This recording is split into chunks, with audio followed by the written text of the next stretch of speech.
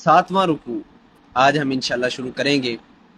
اس سے پہلے آپ یہ سماعت فرما چکے ہیں کہ چھٹے رکوع سے ہی اللہ رب العزت نے وہ گفتگو شروع کی ہے جو کہ رسول صلی اللہ علیہ وسلم کی بعثت عامہ کے ساتھ تعلق رکھتی ہے۔ جو بعثت خاصہ الی اہل العرب تھی وہ پہلے 5 رکوعوں میں وہ گزر چکی ہے۔ اب یہ ہے کہ اس ضمن میں اللہ رب العزت نے غزوہ تبوک کا تذکرہ کیا، اور اس ضمن میں کل ہم نے یہ بھی سنا کہ غزوہ تبوک کیوں پیش آیا، کہ اس سے پیچھے وجہ کیا تھی۔ وہ مارکہ موتا تھا کہ جس میں گویا کہ مسلمانوں کی ایک ساکھ جو ہے وہ خراب ہو چکی تھی۔ اب یہ ہے کہ اس کی بحالی کے لیے جناب محمد رسول اللہ صلی اللہ علیہ وسلم نے ایک نفیر عام کا اعلان کیا کہ دیکھو اب ہر کسی کو نکلنا ہے، اور پھر یہ ہے کہ یہ جنگ ہوگی۔ اور اس میں ایک مقصد یہ بھی تھا کہ جو منافق ہیں ان کا بھی پتہ چل جائے، اور اسی طریقے سے جو کھرے اور سچے مومن ہیں ان کا بھی پتہ چل جائے۔ تو اس لیے جناب محمد الرسول اللہ صلی اللہ علیہ وسلم نے نفیر عامہ کا اعلان کیا کہ دیکھو ہر کسی کو نکلنا ہے، چاہے وہ چھوٹا ہے بڑا ہے۔ اور پھر یہ ہے کہ دیکھتے ہی دیکھتے 31,000 کا بڑا لشکر جو ہے یہ تبوک کی طرف روانہ ہوا۔ حالانکہ بالکل پھل بھی پکے ہوئے تھے، کھیتی پکی ہوئی تھی، اور بیویاں تھیں، بچے تھے، کچھ بیمار تھے، کچھ بوڑھے تھے، لیکن یہ ہے کہ سب کو چھوڑ کر اللہ اور اس کی رسول کی آواز پر لبیک کہتے ہوئے 30,000 کا لشکر جو ہے یہ اٹھ کھڑا ہوا۔ اب یہ ہے کہ جب یہ قافلہ تیار ہو رہا تھا، نفیر عامہ کا اعلان ہوا، تو بعض جو منافقین تھے وہ رسول اللہ صلی اللہ علیہ وسلم کے پاس آ کر اپنے عذر اور بہانے پیش کرنے لگے۔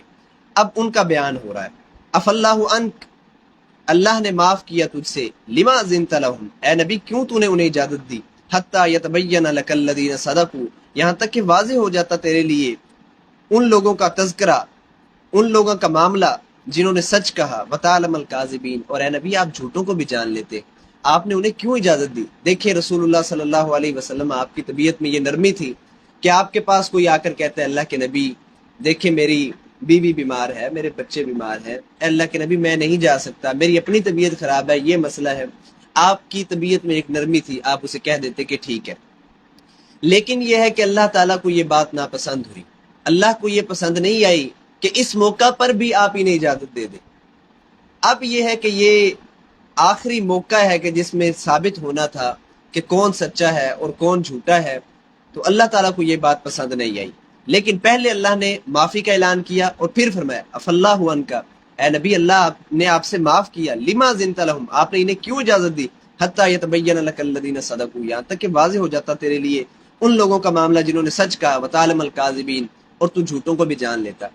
اب یہاں پر ایک بات قابل غور ہے، یہ بات ذرا سمجھ لیں، وہ یہ ہے کہ جناب محمد الرسول اللہ صلی اللہ علیہ وسلم کو اللہ تعالیٰ نے بعض مقامات پر گویا کہ کسی طریقے سے، چاہے وہ کسی ادنا درجے میں ہی کیوں نہ ہو، ایک طرح کی ڈانٹ پلائی ہے۔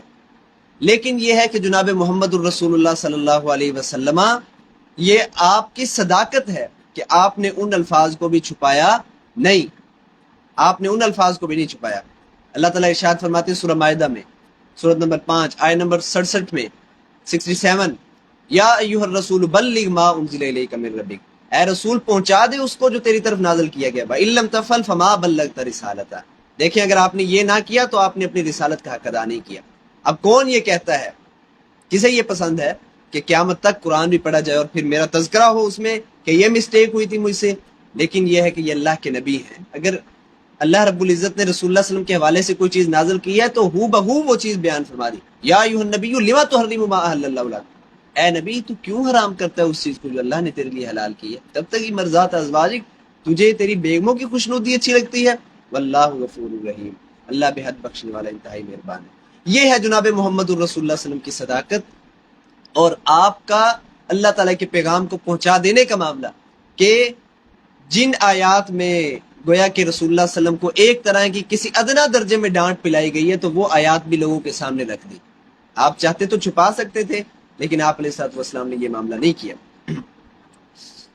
لا یستاذنک الذین، نہیں اجازت مانگتے آپ سے اے نبی وہ لوگ، یؤمنون باللہ والیوم الاخر، جو اللہ پر ایمان رکھتے ہیں اور یوم آخرت پر ایمان رکھتے ہیں، ان یجاہدوا، کیا وہ اس بات سے اجازت مانگے گے کہ وہ جہاد کریں، بِأَمْوَالِهِمْ اپنے مالوں کے ساتھ، وَأَنفُسِهِمْ اور اپنی جانوں کے ساتھ، وَاللَّهُ عَلِيمٌ بِالْمُتَّقِينَ اور اللہ متقین کو خوب جاننے والا ہے۔ اے نبی یہ کیسے ہو سکتا ہے کہ آپ سے وہ لوگ اجازت مانگنے ہیں جو اللہ پر ایمان رکھتے ہیں، یوم آخرت پر ایمان رکھتے ہیں؟ اور سورہ حجرات میں ہے انما المؤمنون الذين آمنوا بالله ورسوله ثم لم يرتابوا وجاهدوا باموالهم وانفسهم في سبيل الله اولئك هم الصادقون۔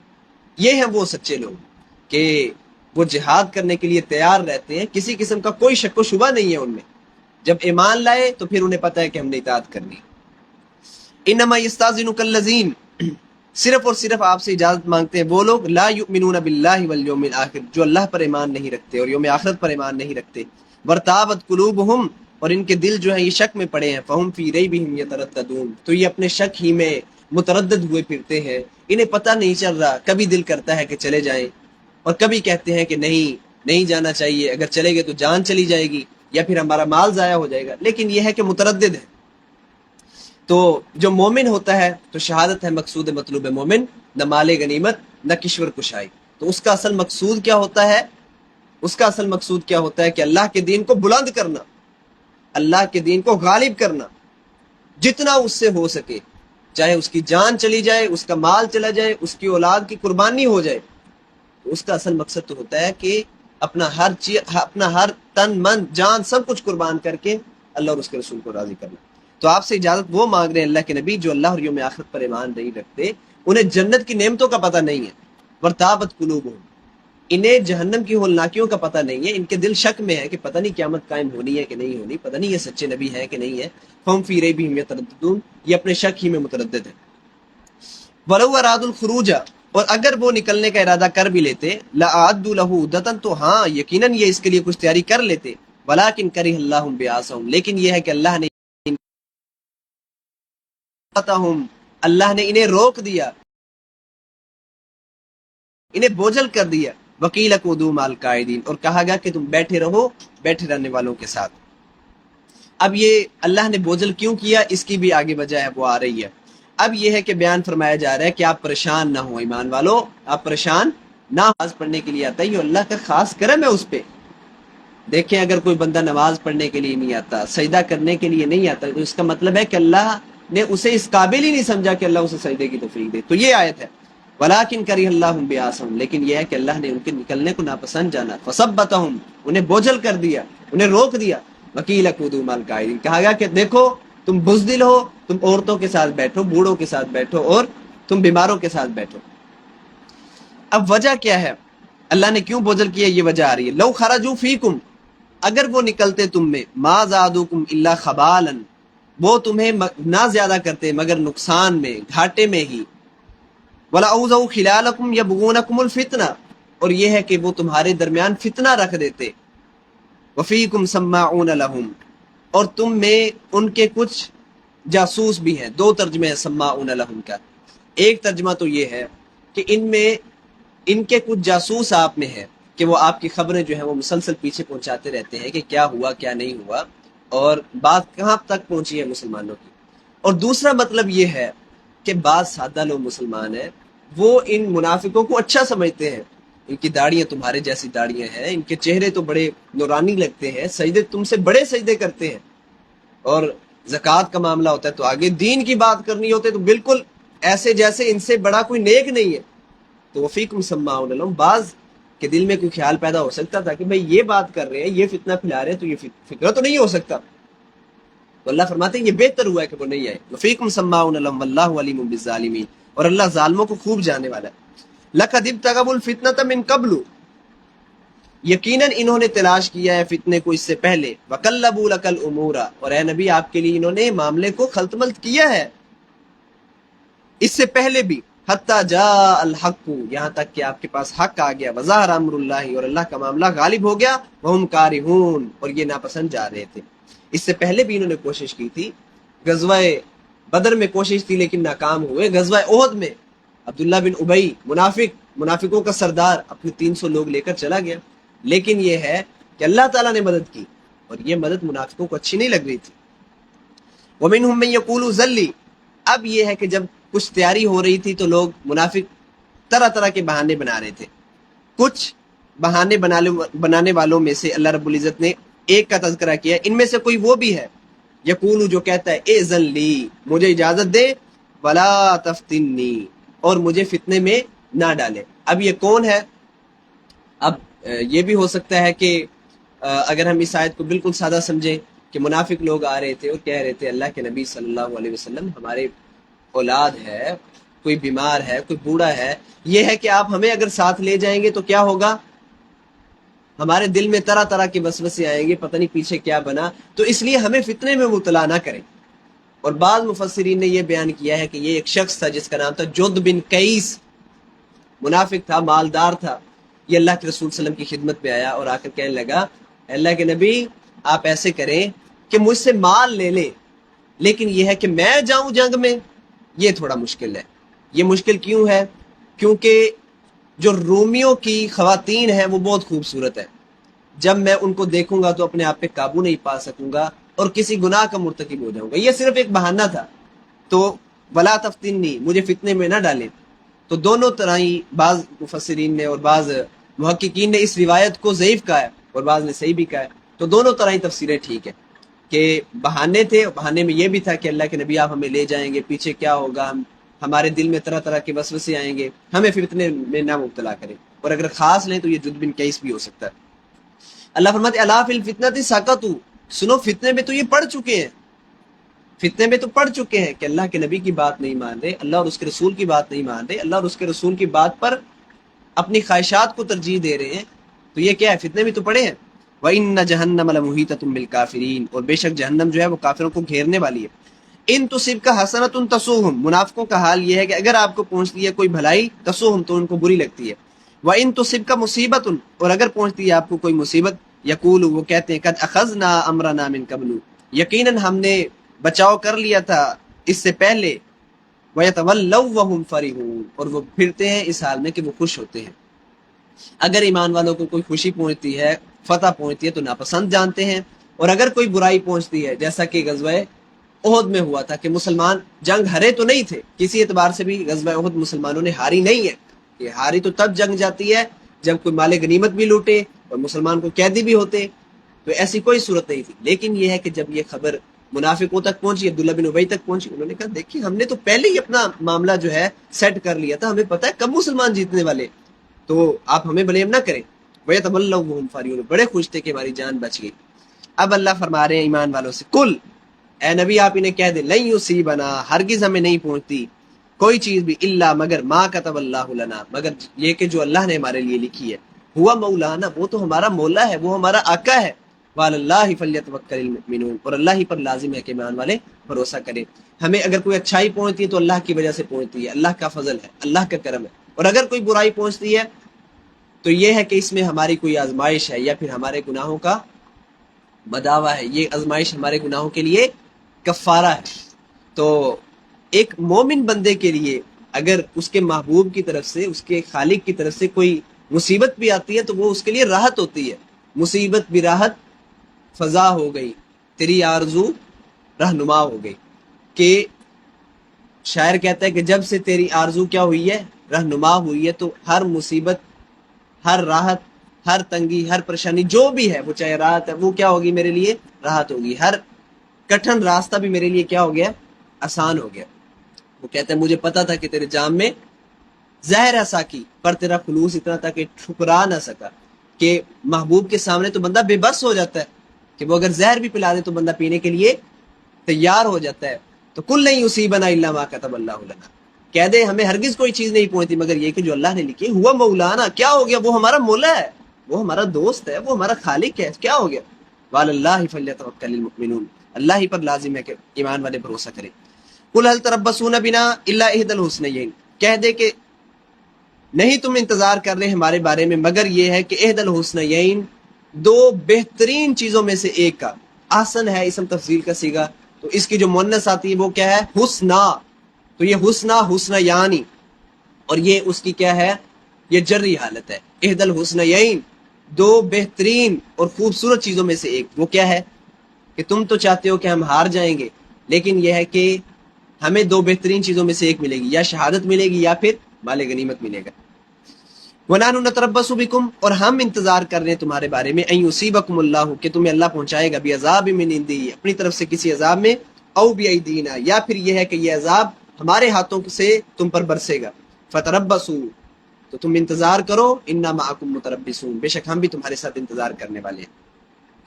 अब यह है कि जैसे वो जुद बिन कैस ने कहा था कि मुझसे माल ले ले, अब फरमाया जा रहा है कुल कह दे अनफिकू तवन, तुम खर्च करो खुश दिली से, औ करहन, या बोझल दिल से, नापसंद जानकर, लन युतकब्बल मिनकुम, हरगिज तुमसे कबूल ना किया जाएगा, इन्नकुम कुंतुम कौमन फासिकीन, क्यों, क्योंकि तुम नाफरमान कौम। वमा मनाहुम, किस चीज ने इनसे रोका है, अन तुकबल मिनहुम नफकातुहुम, कि इनके नफके कबूल, अन तुकबल मिनहुम नफकातुहुम, कि इनके नफके, इनके खर्च कबूल कर लिए जाएं, किस चीज ने रोका है, इल्ला अन्नहुम, मगर ये कि चीज वो है कि अन्नहुम कफरू बिल्लाह, यह है कि इन्होंने अल्लाह के साथ कुफर किया है, वही रसूली, इसके रसूल के साथ कुफर किया, वला यातून अस्सलात इल्ला वहुम कुसाला, और नहीं आते ये नमाज को मगर सुस्ती में, वला युनफिकून इल्ला वहुम कारिहून, और नहीं ये खर्च करते मगर ये कि ये नापसंद जा रहे होते हैं। तो ये वजह है सदक़े के ना कबूल होने की। इसी वजह से बाज़ उलमा ने लिखा है कि बेनमाज की कुर्बानी भी कबूल नहीं होती, क्योंकि वो नमाज में सुस्ती करता है। वमा मनाहुम अन तुक़बल मिनहुम नफ़क़ातुहुम इल्ला अन्नहुम कफ़रू बिल्लाह, तीन वजह बयान की। नंबर एक, अल्लाह के साथ कुफर, अल्लाह और उसके रसूल के साथ। नंबर दो, नमाज में सुस्ती करना। और नंबर तीन क्या है, खर्च करना मगर नापसंद जानते हुए। तो ऐसा खर्च अल्लाह के यहाँ कबूल नहीं है। तो काफिर का कोई भी सदका जो है अल्लाह ताला के यहाँ कबूल नहीं है। क्यों? क्योंकि वो ईमान नहीं लाया। सूरह असर में अल्लाह ताला फरमाते हैं, सूरह नंबर 103 आयत नंबर 1-3 में अल्लाह फरमाते हैं, वल अस्र इन्नल इंसान लफी खुस्र, जमाना शायद है कि सारे के सारे इंसान घाटे में, इल्लल लज़ीना आमनू व अमिलुस सालिहात, मगर वो जो ईमान लाए और अमल साले किए, व तवासौ बिल हक़ व तवासौ बिस सब्र, और हक की तलकीन की और सब्र की तलकीन की।